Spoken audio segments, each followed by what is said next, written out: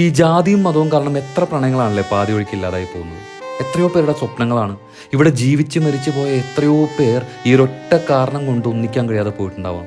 വേറെ ജാതി ആയതുകൊണ്ട് മാത്രം നടക്കില്ലെന്നറിയാവുന്നതുകൊണ്ട് മനസ്സിൽ തോന്നിയ ഇഷ്ടം അയാളോട് പറയാതെ മനസ്സിൽ തന്നെ കുഴിച്ചു മൂടിയ എത്രയോ പേർ.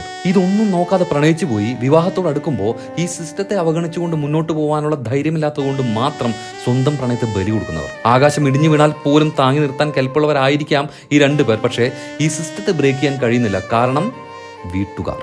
അവരെ നമ്മളായിട്ട് വിഷമിപ്പിക്കരുത്.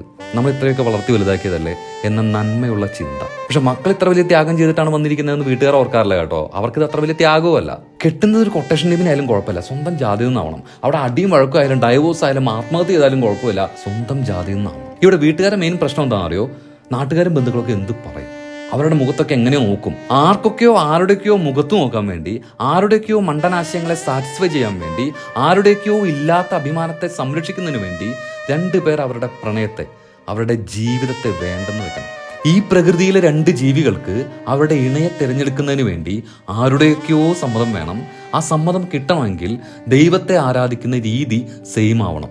ഇതൊക്കെ കണ്ട് ഏതെങ്കിലും ദൈവം എവിടെയെങ്കിലും ഇരുന്ന് സന്തോഷിക്കുന്നുണ്ടാവോ?